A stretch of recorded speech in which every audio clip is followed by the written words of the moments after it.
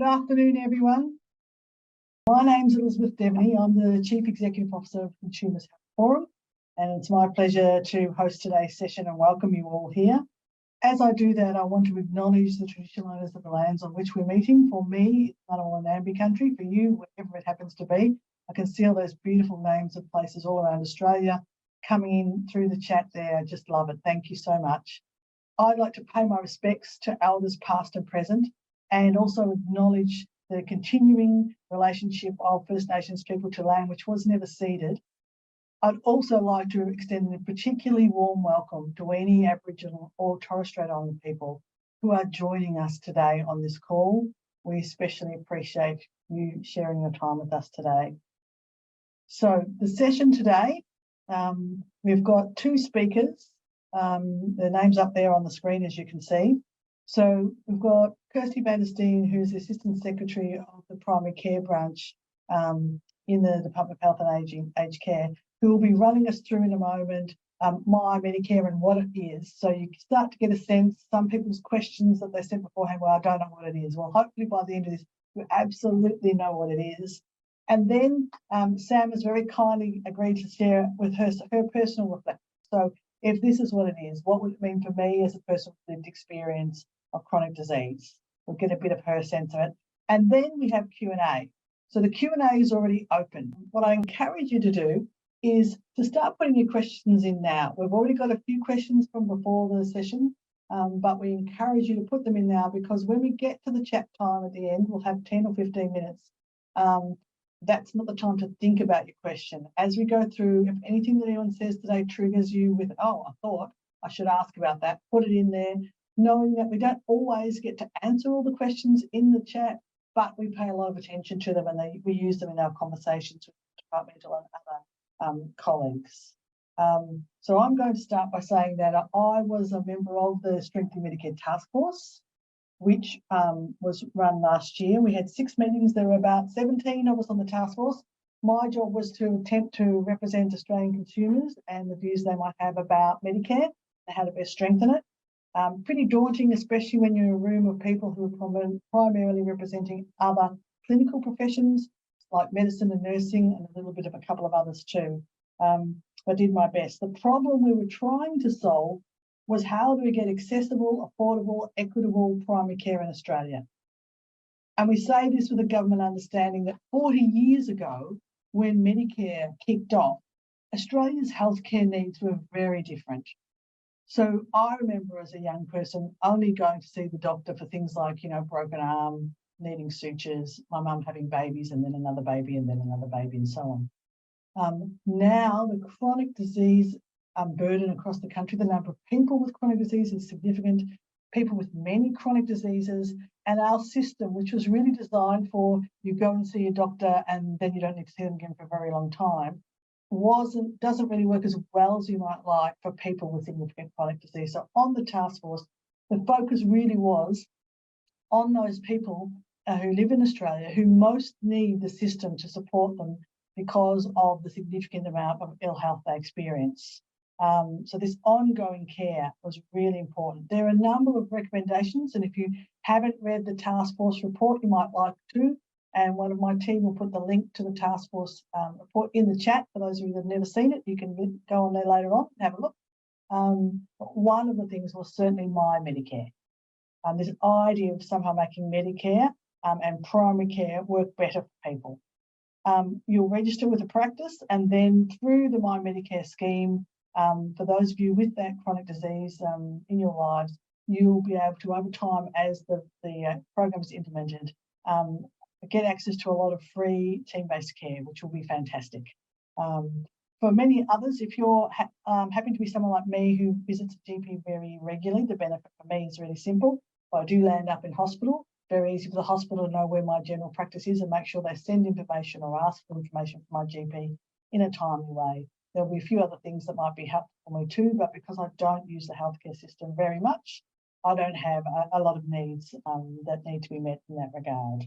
But to better understand, well, what does it look like and what are all the pieces that will come together to form this MyMedicare over time, I'd like to now pass across to my colleague Kirsti, who has got a wonderful PowerPoint presentation. Remember, if you didn't join at the very beginning, we are recording. So she's got the PowerPoint. There's a lot of information in there, but you'll be able to look at this because we'll send the link later and look at it in slow-mo and binge it all weekend once it's uploaded if you wish to really get through the details. Thanks so much, Kirsti. Thank you very much, Elizabeth. And hello, everyone. It's my pleasure to be joining you all today to talk about MyMedicare and the benefits to patients and practices. I'd like to begin by acknowledging the traditional owners of the land on which we're all meeting today. For me here in the ACT as well, it's the Ngunnawal and Ngambri people.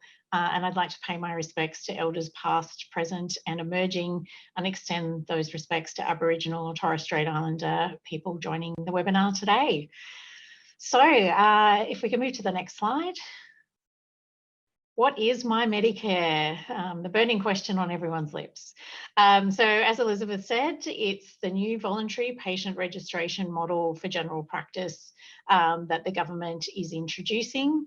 It responds to a key recommendation from the Strengthening Medicare Task Force. It's voluntary for patients, practices and providers, and will be available to patients with a Medicare card or a DVA veterans card as well.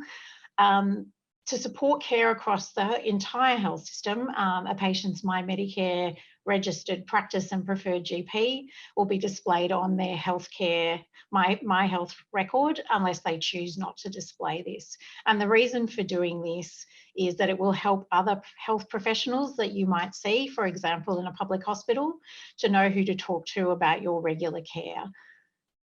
If we could move to the next slide. So there are a range of benefits from MyMedicare registration. We know from the evidence that seeing your GP regularly and formalising your relationship with your GP in practice through MyMedicare can lead to better health outcomes. By registering as a patient of your regular general practice and selecting a preferred GP, this will enable additional funding from the government to assist your primary care team to deliver the care that you need. So you can see from the slide, there's a whole range of benefits that will be progressively linked to MyMedicare over the next sort of coming 12 months. With the first one being that as a registered patient, you'll get access to longer telephone consultations with your GP from November 2023. And this will be of benefit to people who need those longer telehealth consultations. So for example, older Australians or people who seek mental health care from their GP and people with complex chronic health conditions. From November as well, registered patients under 16 and Commonwealth concession card holders will also be able to access the bulk billed longer telehealth consultations with their regular practice. From sort of mid-2024, there's a range of additional incentive payments that will be provided to practices to help, in the first instance, people in residential aged care homes to have access to regular proactive support from a regular GP, and then also from mid-2024, the frequent hospital users incentive for people with complex needs who frequently attend hospital. From November 2024, for registered patients, only their registered practice will be able to provide the chronic disease management items. However, unregistered patients will still be able to receive these items from any GP. So your MyMedicare registration will also provide your practice with better information about you and their other regular patients, making it easier for them to tailor services to meet patient needs. So one of the things that we discovered, sorry, can we go back to the slide before? So one of the things we discovered as we were working through the task force was that while patients often will say that they have a regular GP that they see for their care, what we discovered was practices by and large don't necessarily know who their regular patients are. So I think one of the really big benefits from formalising that relationship between the patient and the primary care team is that they have much better understanding of who their regular patients are, and will be able to tailor services to better meet their needs. So it's important to note, sorry, still not on patient eligibility. I'll try and skip through this quickly. But I think it's important to note that you will still be able to access MBS funded and DVA equivalent services from other healthcare providers, even if you are registered with a practice and GP and MyMedicare. So it doesn't lock you into only getting services from one practice. Okay, now we can move to patient eligibility. So the patient eligibility requirements are designed to ensure that patients have an existing relationship with a practice and GP before registering in MyMedicare. And we consider this relationship to be really important to the delivery of high value ongoing care for patients. But the main reason for doing this is to reduce the risk of other practices attempting to register patients that don't actually attend their practice regularly. So to register in MyMedicare, patients need to have a Medicare card or a Department of Veterans Affairs veteran card. Most patients will need to have 2 face-to-face visits with the same practice in the previous 24 months to be eligible to register with that practice. And that's for that reason that I just outlined above. We think that's a reasonable cadence to demonstrate a good relationship, an existing relationship with a practice. For patients in a remote area, which we define as modified Monash model 6 and 7, which may not mean very much to anybody, but very remote areas, this requirement is reduced to 1 face-to-face visit at the same practice in the previous 24 months. And this reduced requirement recognises the unique circumstances of those particular areas and will support better access to general practice in those regions. So parents, guardians and children can be registered at the same practice if one of them is eligible and registered, and patients can only be registered at one practice at a time. And there are exemptions from all eligibility requirements for people who are facing hardship, including experiencing family and domestic violence and homelessness. And a trusted practice and GP will be able to help those patients in those circumstances with direct registration in MyMedicare. If we could just go to the next slide. So from 1 October, patients will be able to register with their regular general practice, Aboriginal Community Controlled Health Service, Aboriginal Medical Service, and select their preferred GP at the practice.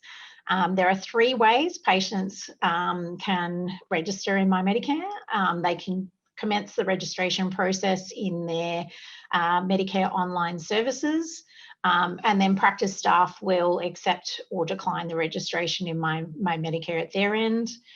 Or alternatively, the practice staff can start the patient registration process in MyMedicare with the patient being able to then complete and provide consent for the registration through their Medicare online services.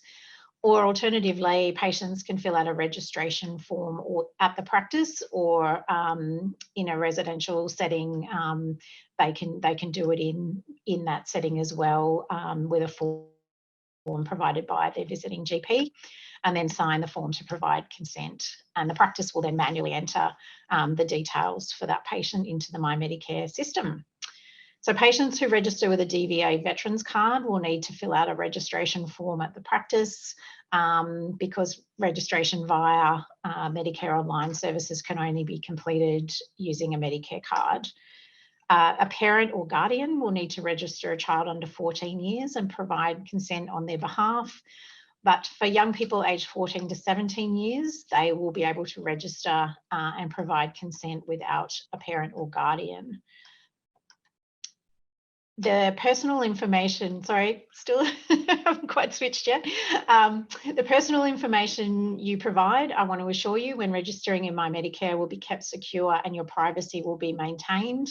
And also to note that MyMedicare is a registration system that records your details and the details of your regular practice and preferred GP. It does not store your clinical health information.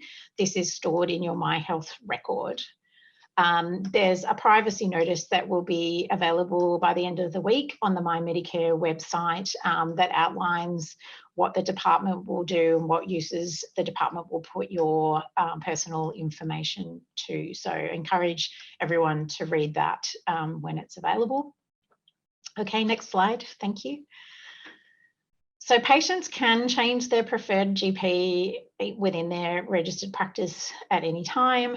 They can also change their practice at any time as well, should they wish to do so. Practices can actually link the patient to a new preferred GP within the practice if required, but they can only do this with your consent. Patients will be able to move to and register with a new practice once they meet the eligibility requirements, so two visits in 24 months or one visit in 24 months in remote areas, as long as the practice is registered in MyMedicare. So if a GP moves to a new practice, patients will be able to follow their GP to that practice. They won't need to meet the eligibility requirements because their existing relationship with the GP will be recognised. Next slide, please. I won't go through this in any detail, but essentially practices and providers also need to meet some eligibility requirements. But MyMedicare will be available to accredited general practices, Aboriginal community controlled health services and Aboriginal medical services, nurse-led practices with a GP on staff, and other non-traditional practices. So by which we mean sort of mobile and outreach practices that deliver services into aged care, disability care settings, remote areas, and Aboriginal and Torres Strait Islander specific services. Next slide, please. There's lots and lots of information on the MyMedicare website, including a whole range of FAQs and other bits and pieces. Very shortly, we will have a range of patient-focused resources that will, including fact sheets and posters and brochures, should be available hopefully from the website by tomorrow. They'll also be distributed through peak bodies, PHNs, and directly to practices over the coming weeks. So I encourage people to talk to their regular general practice and GP about registering with MyMedicare.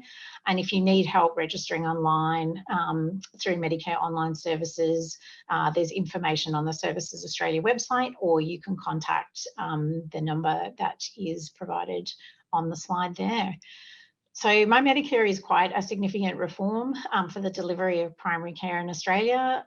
There will be additional benefits that we're expecting will come online in the coming years, and we're very much looking forward to seeing all the benefits that it will deliver across the system. And I look forward to answering your questions later on. Thank you very much. Fantastic. Thank you for that whirlwind tour. There's a lot of detail in there, Kirsti, so I do think people will need to have a think through what that might mean for them. We've got a lot of questions in the Q&A, so if you have questions, do put them in the Q&A. I noticed there's a few questions from providers, so people working in general practice or other service provider areas. I just note this is a consumer webinar, so you're really welcome to ask your questions. Probably not going to be able to answer them though, because we're not the people to do that. The department has run a range of different activities though for providers, and if you haven't been able to have a look, go to the MyMedicare page that you suggested there, Kirsti, that we define information there right now. Yep, great. Okay, so now I'm going to move across to Sam Nugent, who is a consumer representative with us, who is going to share some thoughts about MyMedicare from perspective. Thanks so much, Sam. Thank you so much, Elizabeth. I hope everyone can hear me and see me through the ether of Zoom. Thank you so much for having me here today as we tune in from Ngunnawal land. I was diagnosed with MS now. I'm coming up on the end of my 4th year. And when a lot of people get diagnosed with a chronic autoimmune or health condition, as rare as they are, it seems like everyone seems to know someone who has it. And everyone seems to have a lot of information, an overwhelming amount, and a lot of questions. And we often fall back to tuning into Dr. Google to see how we can find an answer. And that brings in even more crazy and relevant and irrelevant information. The best thing we can have is a relationship, I find, with our GP. And I have the benefit and privilege, honestly, to be able to have a good relationship with my GP.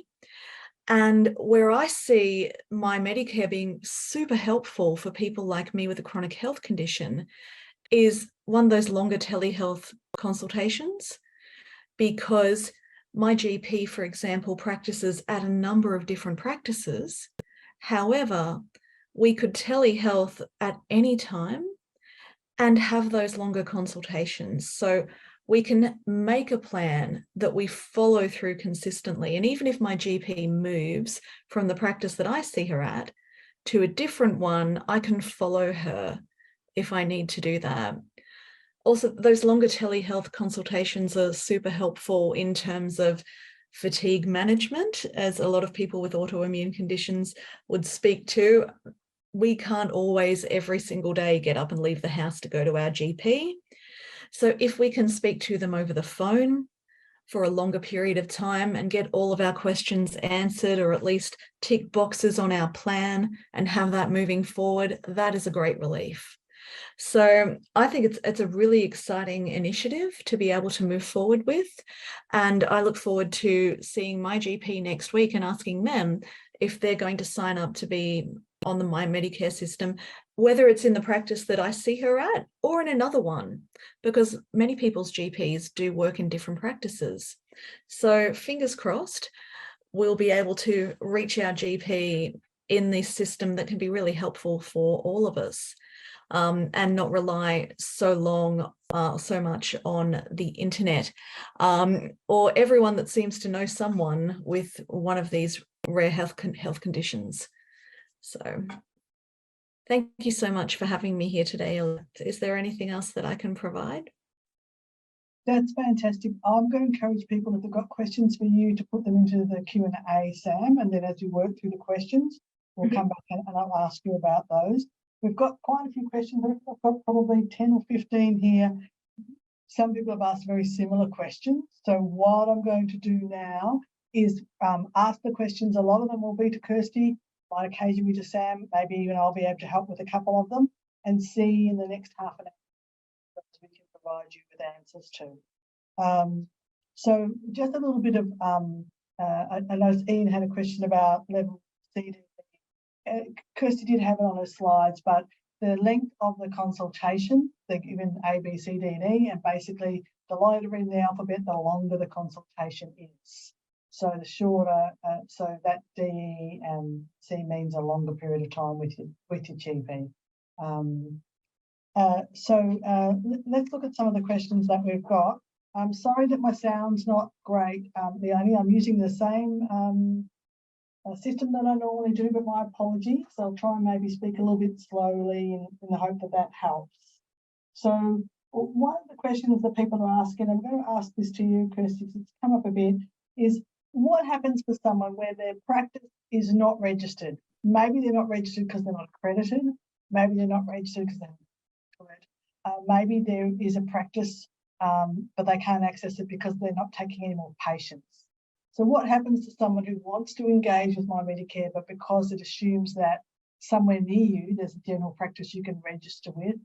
How do people still access those other benefits that MyMedicare might provide them with? Thank you. That's a great question. So I think the answer to that really is we're encouraging as many practices as possible to sign up.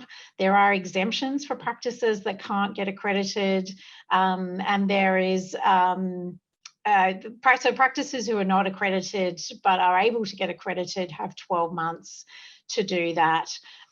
So we're working very hard with the sector, with and our PHN colleagues and our colleagues at the RACGP and the AMA and the Association of Practice Managers, to make sure we have as many practices as we can possibly get over the line, so that patients have their choice of where they want to register.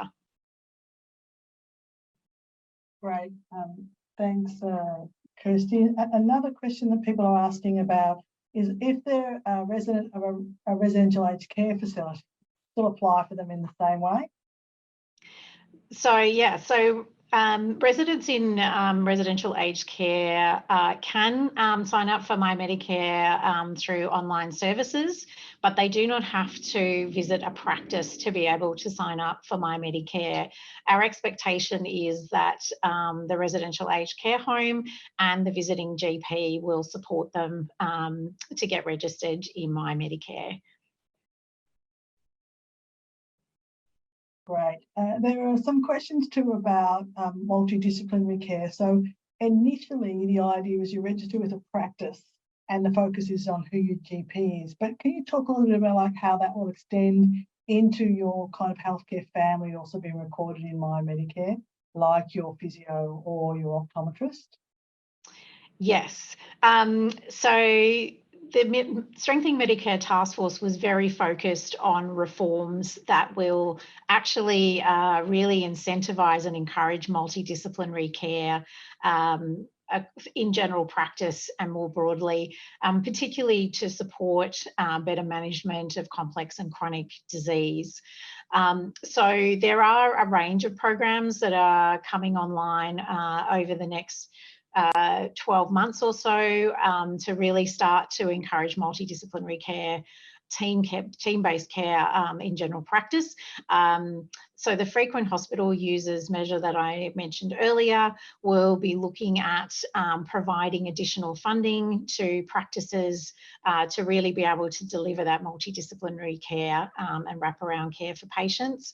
We're also working with the PHNs to do more commissioning of multidisciplinary care, particularly for small and solo practices and in thin markets where it's really challenging to get that broader wraparound care.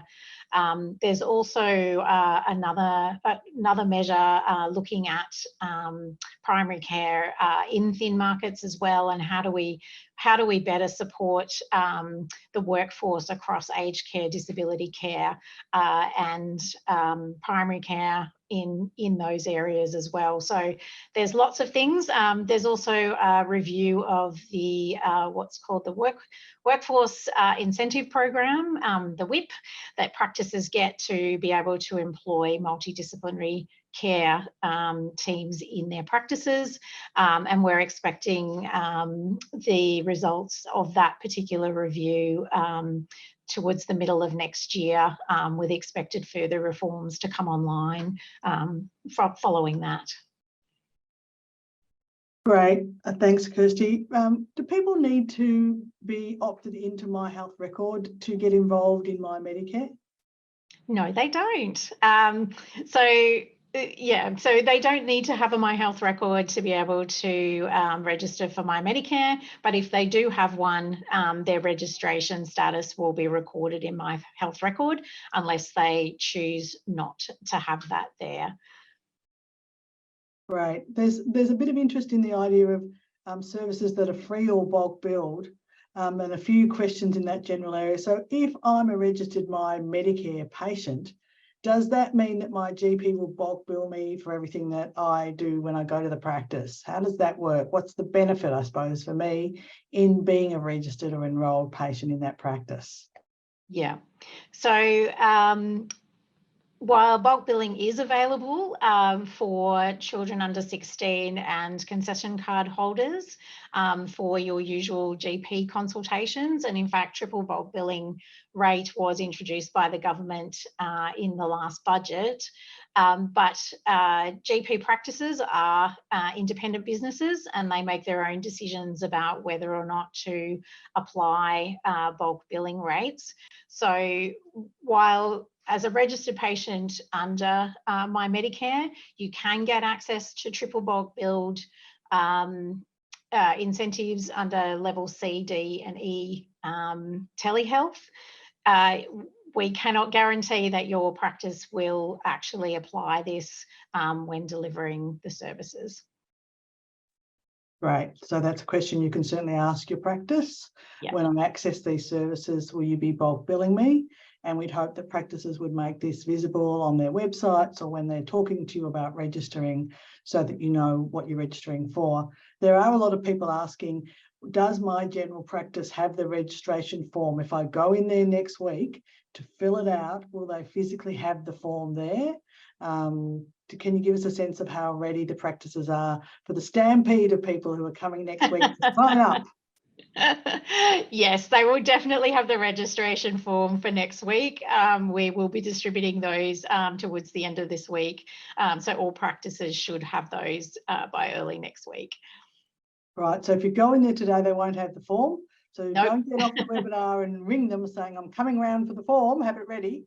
They will have them next week. Yes. So don't be in a rush. Perhaps next time you go to your GP, next time you're driving past or walking past, have a go and ask for the form. There are, of course, people who are asking questions who can't drive past or walk past, who are bedridden or have other reasons that's very difficult for them to leave home. And they're asking some questions about face-to-face consultations. So if I don't usually have face-to-face consultations with anyone because of my health conditions, would I be considered in that hardship group that you mentioned, the people that might be able to register?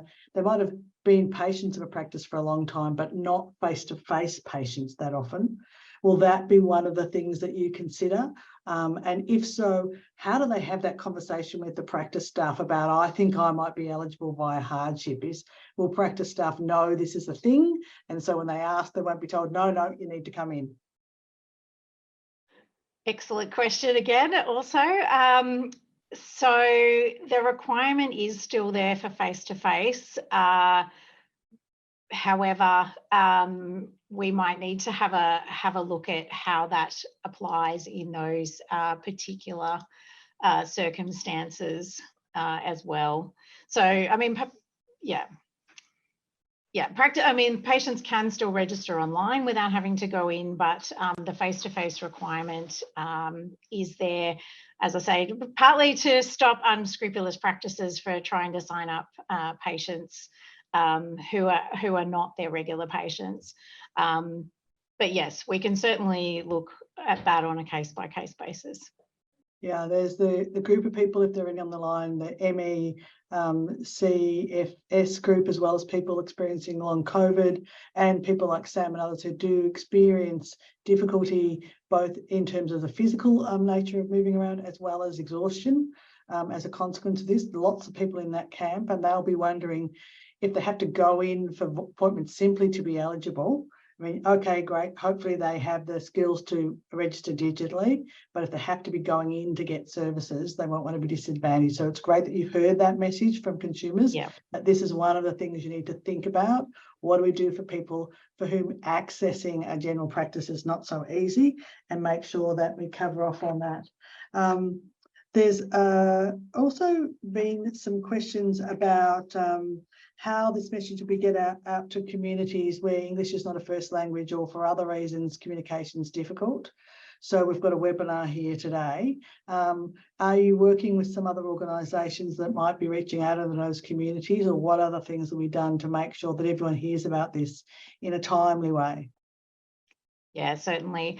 So we're working with a number of organisations, including the Federation for Ethnic Communities Councils of Australia, FECA, and we're also working very closely with NACCHO, the National Aboriginal Community Controlled Health Organisations peak body, to make sure that we're getting messages out to culturally and linguistically diverse communities, but also that we're getting those messages out to Aboriginal and Torres Strait Islander peoples. So we will have in the coming weeks information translated into around 7 languages, and we're using a range of sort of communication channels to make sure we get the messages to those groups in particular.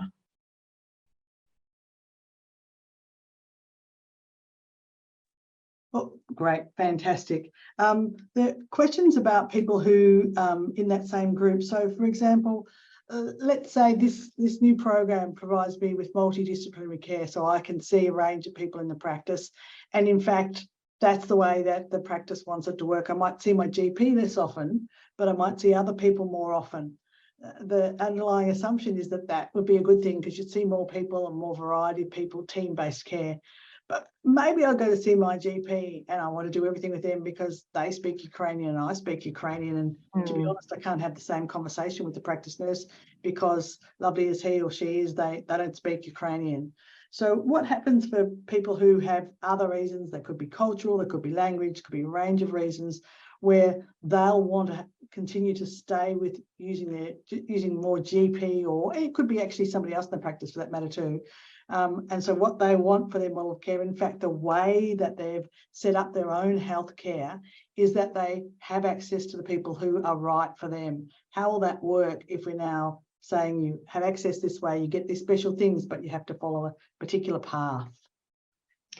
Yeah, so MyMedicare is not dictating how a practice works at their end. So I would imagine that whatever the arrangements you currently have with your practice and your GP will be the arrangements that will continue under MyMedicare.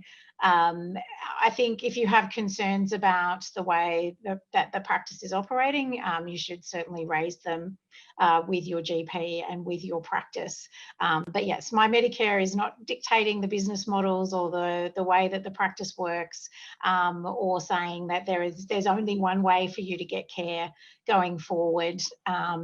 It's voluntary for a reason, and it's voluntary for practices and providers as well. And so the multidisciplinary care model that we're trying to introduce is really about ensuring that you get the best possible care that works for you. Great. Sam, I'm going to ask you a question, and I'm just going to give you notice. If people are going to see their practice in the next few weeks and talk about this, would love to hear your thoughts in a moment about what are some good questions to think about before the visit, or when you're in there with the practice, some good questions to ask about this program to see how it's going to work for you. But just while you have a think about, jot down some ideas, one more question for you, Kirsti, which is about the frequent users of hospitals. You mentioned that frequent users of hospitals will be one group that will be looking to get access. So there are 2 different kinds of questions that are coming up here. And I'll give you them one at a time, then I'll go to Sam. So the first one is, I've got chronic disease, but I look after myself really well and I don't go frequently to hospital. Does that mean that I have to wait longer to access some of these services because I won't need them because of frequent hospital use, but I could really benefit them for other reasons? That's the first one. So what do you think? Sure. Yeah, so yes. So essentially, I think the frequent hospital users measure is looking at how do we actually introduce new models of care, or better resource and incentivize new models of care in general practice.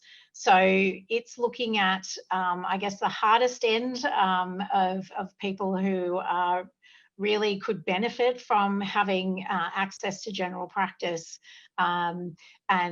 but are not, for whatever reason, able to access it at this point in time, and really supporting them to stabilise their condition and see health improvements over the longer term.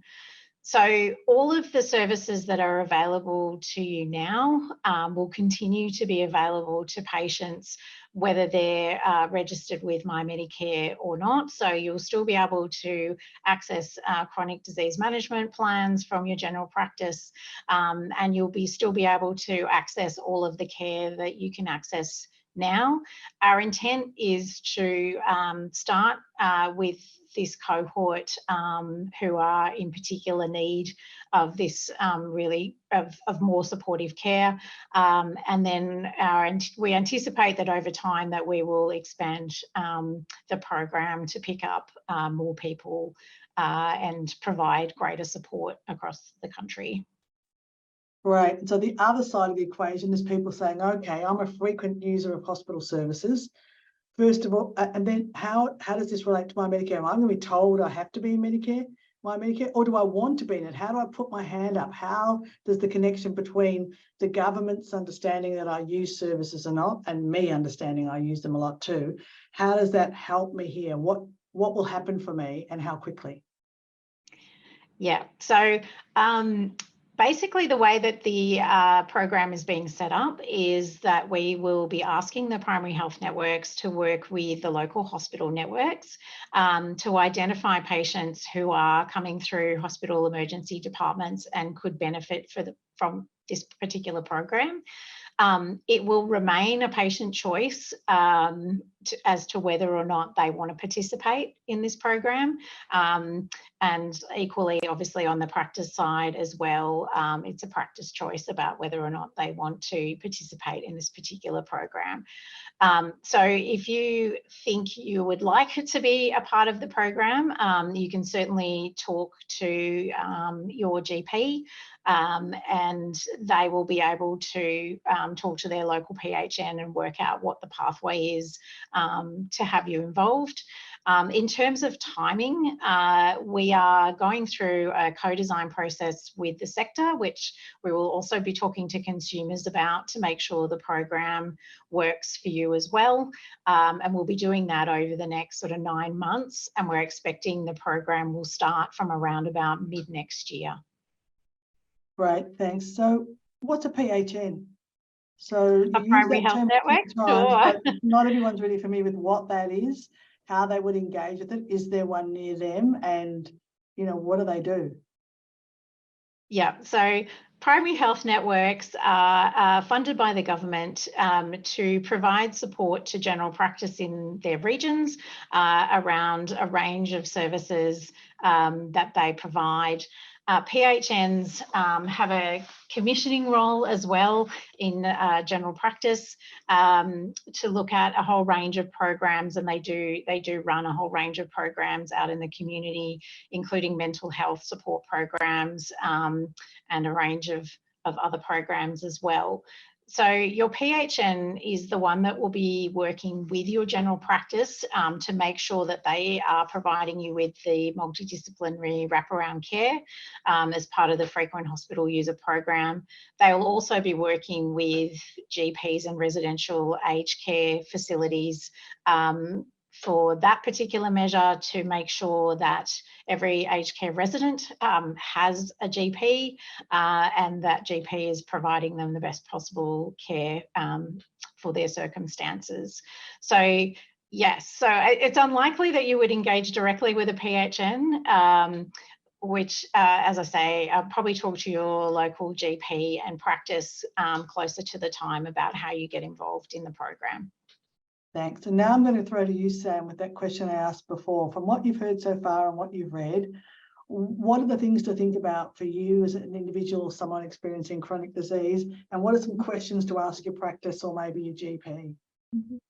Well, certainly the benefits that I'm seeing so far from what I've heard is that a lot of people like myself with a chronic health condition or a complex condition, because I also have latent tuberculosis as well as multiple sclerosis. That condition can be changeable and it can need evolving treatments throughout the time that I will have it, which is for the rest of my life. So if I have a care plan from my GP, which I do, and I'm sure many of us here would have one of those, I'll need to talk about, nutrition and dietetics and psychology and mental health and a different type of medication or a prescription that I might need? Or will physio benefit me? And I've had all of these things so far on my care plan. However, now that I've exhausted the care plan funding for my physio, now, because of the independence I've gained from that has been really helpful for me, it's only through conversation with my GP that I can now say, okay, do we now need to look at an exercise physiologist? Would that be helpful for me now in terms of maintaining my balance and stability and my mobility? Those types of things. Is there a better type of nutrition and diet? Like, do I have to go gluten-free again, or can I have that bread? Or does it have to be gluten-free bread? That's a common thing with MS. If I'm with a lot of autoimmune conditions that people have, stress management is a huge thing, because if you are going through a bit of a rough time and your stress levels increase, that can absolutely impact your symptoms and symptomatology in physical ways, as well as cognitive and mental health ways.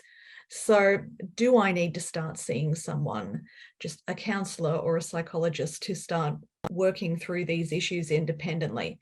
Only that conversation with my GP, working through the evolution of this plan for this long-term, actually permanent health condition, will enable me to get the right information. And even, having the practice knowing, okay, and the GP knowing, I need to get a blood test every so many months. I need to get this vaccine updated. It's only because of that relationship and that long-term working collaboratively with a GP and a care plan will I get a reminder that, okay, I need to have another blood test. I need to have another. It's time for this vaccine now. It needs a refresher. So that has been the benefits that I'm really seeing with this. And I can already see how it would impact my current GP care plan in the longer term as it evolves and changes. That's great, Sam. So if you were talking to someone at the supermarket or on the phone and you said, what have you been doing today? And they said, well, I was on this webinar talking about MyMedicare, and they went, what on earth is MyMedicare and why should I care? What do you think the major selling point is for somebody who has chronic disease? And then I'm going to ask you, Kirsti, what's the selling point for someone who doesn't? Like, why register if you aren't seeing perhaps what Sam's seeing for herself? I would say to that person, it is worth asking the question always, because your practice is going to know what benefit it can be for you, and your GP will know, okay, will this work for you or will this not? It's an opening point of a conversation, and that's so beneficial for people with chronic health conditions like me. We've got somewhere to go to get an answer, and the right answer, not Dr. Google. Right. And so, Kirsti, what about for people who perhaps don't have that burden of chronic disease? What's the buy for them? Like, why would I do this? Why would I go and Stampede next week and get myself signed up? So I think that the main benefits for people who don't have a chronic disease really are about that regular contact with your GP to support your overall health. None of us may have a chronic disease right now, but that's no guarantee that you're not going to get one in the future. And I think, those regular checkups and preventative care from your general practice can make sure that you continue to maintain your good health over time. And I think formalising your relationship through MyMedicare is really important, because that tells your GP that you see them as your preferred GP and your regular care team, and that enables them to, deal with you in a way that is not just about, oh, I've come in for a cold, can I just have a certificate to take time off work? That allows them to look at you as a whole person and make sure that they are managing your care in the best way possible. Great, thank you. We've covered off on most of the questions that I can see in front of me. I'll just wait to see if anyone provides me with any more kind of general themes. Might just talk a little bit about the next few things, because we've got a few minutes before we finish up. And then I might come back to you to just ask about a question maybe for both of you in a moment, or I'll just do a little bit of housekeeping while you think. This is about strengthening Medicare. That's the plan, right? So how do we know if we've strengthened the right things? So I want to know for you, Sam, what would success look like in a year or 2 years' time? Would you be saying this worked?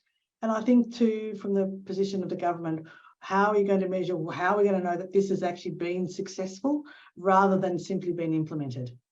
Now, just while you're thinking about your answers, I'm going to mention a couple of other things.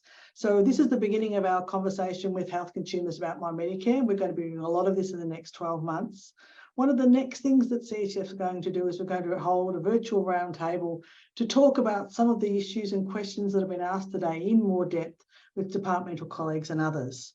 So maybe you'd be interested in being a member of that roundtable. We won't be able to have 200 people at the table because that's not how it'll work, as you can well imagine, but we would love you to think about attending. We've got a link on our website, which someone will pop in the chat at some point, where you can register your interest in being at the roundtable. They'll ask you for some information about yourself, and that's because we want to make sure we have a lot of different kinds of people at the roundtable, not a whole lot of people who speak English as a first language, identify in certain ways, live in a major city on the eastern seaboard. You know, we don't want a whole lot of the one kind of person. We want all kinds of different people there. So we'll ask you for that, and then we'll have a panel look through that and try to find, as best as we can, a diverse group of people to come to this first roundtable. There will be others, okay, but this is the first. So encourage you to think about whether this is something you'd like to do. We'll be holding it in a few weeks' time on Monday the 19th in the afternoon. It'll be virtual. So have a think and do that. What we normally do is, once we've run a webinar like this, is we pop it up onto our website, and then we send out a link to everyone who attended today so that you can share it with friends, or, as I said, binge watch it all the next weekend. So watch out for that. When we send that out, we'll also remind you that there's this opportunity to be involved in the roundtable. We're also setting up in the next few weeks a webinar where you can tune back in, because we'd love to know is that if you tried to register, how did it go? We're particularly interested in early to get teething problems. So if you tried and this didn't work, so the feedback, for example, some members today have given about face-to-face for people who find it difficult to get out of the house to medical appointments, for example. Might be other things you notice about the way the registration process is set up that are not helpful. We'd love you to come back and share those things with us. And it's not really problem solving, but certainly there are a lot of people on the line listening to this who can go away and think. For those questions that we've answered, I know the department's planning to put FAQs up at some point, and this is a really good start for thinking about what are the frequently asked questions that will come from consumers. They'll have access to all of your questions. So if something didn't get answered today, they'll be able to have a look at that and think about how they could provide a response, which they might build into future webinars, other communications materials, information they provide to those primary health networks, or to Archers and general practices in terms of these are the things people are asking about. These might be some good answers to give them. So there's a lot more to do. We're at the very early stages. I'm just really delighted with so many questions, because it gives all of us some things to think about, to make sure that we set this up so that it really does what it's intended to do, which is provide that accessible care to Australians. So now I'm going to go to you first, Kirsti, and ask you from the government's view, you know, what does success look like? And then I'm going to come to you, Sam, and ask you the same question to finish off our webinar today, which is what would success look like for you? So to you first. Thanks, Kirsti. Thanks, Elizabeth. So I think, you know, reflecting on, I guess, the broader strengthening Medicare agenda and reforms that the government is introducing, there's a whole range of things, I think, from the government's perspective that success will look like. I think success looks like we've made it easier for people to get affordable care. We've made it easier for people to get in to see a GP when they need to. We've changed the way that primary care works so that practices are better resourced and supported to deliver multidisciplinary team-based care. I think it also looks like better integrated health systems with more information sharing so that patients don't need to repeat their story to every person they encounter in the care system. It's about consumers having a better understanding and an easier ways to navigate the system without needing excessive support because it's so fragmented and complicated. And I think, it's also about making sure the pace of change is not so fast that people can't keep up. We very much need to bring the sector, consumers, everybody along for the journey and make sure that this system is improved for the betterment of all Australians.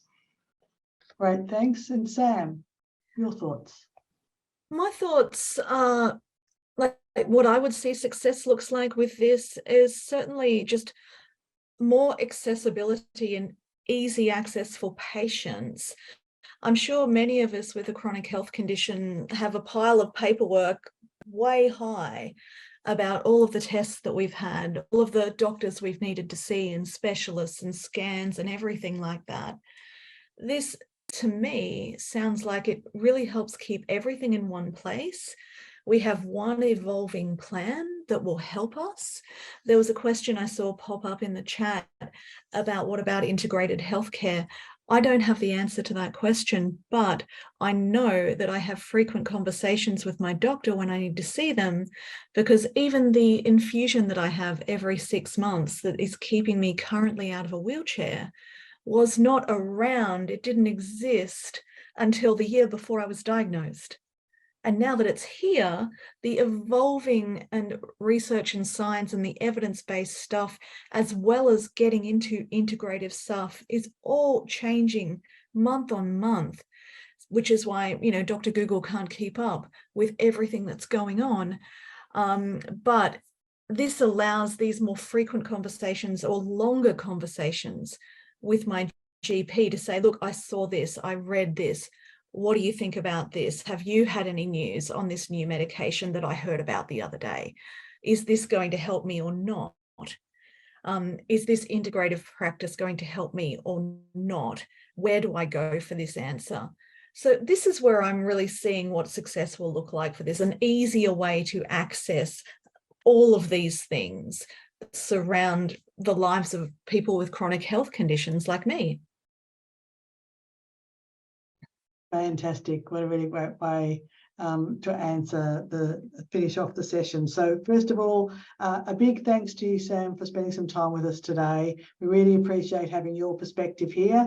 And any of you in the Sam fan club, please feel free to put your thanks to her in the chat. People like to know that the time is appreciated. I'd also like to say a big thank you to Kirsti and her team. So you've got Kirsti there, but there's a whole team of people behind her preparing PowerPoint slides, thinking about questions, answers, organising logistics, getting those forms out. Someone's going to be running around the whole nation, it sounds like, in the next 24 hours, getting forms in everyone's letterboxes. So thank you for you being open to hearing all these questions for consumers. Some of them tricky to answer because you don't have the detail, and also because you don't run every single practice in whether it's an ARCH, a nurse-led practice, a GP, whatever. You don't run them all, so some of the questions have to be answered at that individual level. So having that conversation with whoever it is coordinates your care right now over the coming months will be really important for you to understand what MyMedicare might look like for you in your circumstances and in your local area.